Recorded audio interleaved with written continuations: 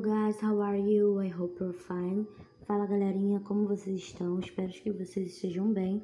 Vamos dar início agora na nossa aula de número 21, referente ao dia 4 de novembro de 2020. E nesta aula, nós vamos iniciar o livro do quarto bimestre, o livro 4. Tá? Então peguem o livro do quarto bimestre de vocês e vamos abrir na página 354, falando sobre Future Perfect Tense. Este tempo verbal é usado para expressar uma ação que terá acontecido ou não em um determinado momento no futuro, ou antes de outra ação também no futuro.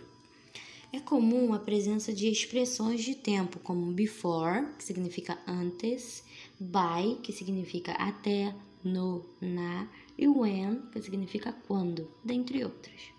De forma geral, o Future Perfect Tense é formado pelo futuro do verbo auxiliar will e um verbo principal no particípio. Então, vamos ver um exemplo de uma frase no Future Perfect Tense.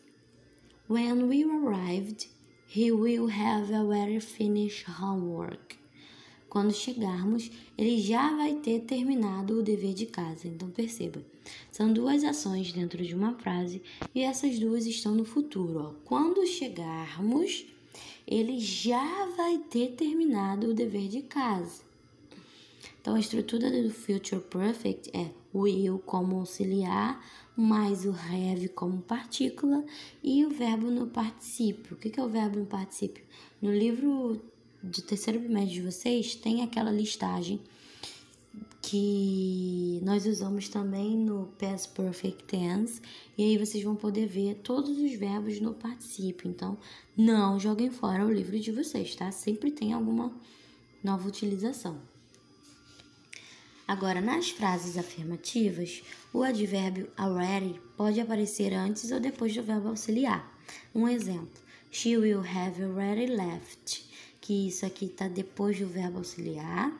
O verbo auxiliar repetindo é will have. E ele também pode vir antes do verbo auxiliar. Okay. She will already have left. Ó, temos already e have. Então, veio antes do verbo auxiliar. Às vezes, podemos usar tanto o Future Perfect como o Simple Future, sem alteração do sentido. Observe que nos exemplos abaixo não há diferença no sentido, porque a palavra before esclarece a sequência de eventos. Ó, Kate will leave before you get there. Kate partirá antes de você chegar lá. Segundo exemplo, Kate will have left before you get there. Kate terá partido antes de você chegar lá. Então, ambos os exemplos, a gente tem duas ações que acontecerão no futuro, uma antes da outra. Só que a palavrinha before nos dá o ponto de partida, que é antes. Então, se a gente usar o Simple Future ou Future Perfect, não vai ter nenhuma alteração. Entretanto, se não temos expressões como before ou by the time, expressões que marcam o tempo, precisamos usar o Future Perfect para indicar o que aconteceu primeiro, tá? Então, o primeiro uso do Future Perfect é para indicar ações no futuro e também para sequenciar essas ações, para dizer que uma aconteceu antes da outra. Perceba que, a partir da primeira frase, podemos imaginar que Kate esperará até as 8 horas para partir. Ó, Kate will leave at 8 o'clock. Kate partirá às 8. Já na segunda frase, temos que Kate partirá antes, pois às 8 em ponto ela já terá partido. Olha, Kate will have left at 8 o'clock. Kate terá partido às 8, então às 8 horas ela já vai ter partido. E na outra, ela vai esperar até 8 horas para poder partir. Para utilizar o Future Perfect, a ação referida deve ter um prazo para acontecer. Se este prazo não for mencionado, prefiro utilizar o Simple Future, tá? Porque o Simple Future ele não vai se importar com a marcação de sequência das ações. Já o Future Perfect, com certeza vai. Quando o verbo principal, que é expresso na forma de particípio, no caso do Future Perfect, é o to get, que é um verbo irregular, podemos encontrar duas formas distintas, que é o got You gotten. A primeira forma é comumente utilizada pelos falantes do inglês britânico, enquanto que a segunda é mais usada pelos ingleses americanos. Então, nós já vimos matéria de diferença entre inglês britânico e inglês americano, e aqui nós podemos rever uma situação específica, que é do verbo to get. No final do livro, olha que legal, a gente também tem a mesma tabela aqui nesse livro do quarto bimestre, então vamos utilizar também.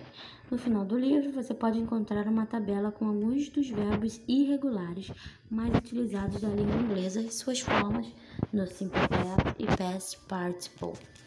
Então, aqui no quarto bimestre nós temos uma tabela mais rasa, e já no livro do terceiro bimestre nós temos uma tabela super completa. Tá? Então, para realizar os exercícios, deem uma olhada no livro do terceiro, assim como lá no final desse livro aqui. No final desse livro, a tabela está a partir da página 384. Vocês têm 4 colunas dessa tabela, que é a base form, forma básica, past form, forma do passado, past participle, forma do passado particípio, e por último é Portuguese Translation, que é a tradução para o português. Vocês têm aí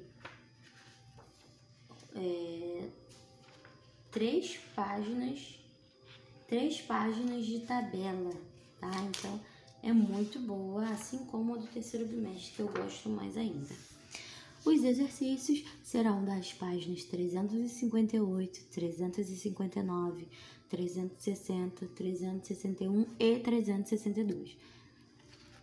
É muita página? É muita página, mas os exercícios eles são bem compactos, tá? É porque a maioria tem um texto grande e ocupa muita parte da folha, acaba indo para outra. Mas é para vocês fazerem todos sem pular nenhum. Na semana que vem eu trago o gabarito, tá? E pra gente conferir aqui no vídeo. So, bye bye guys and good luck.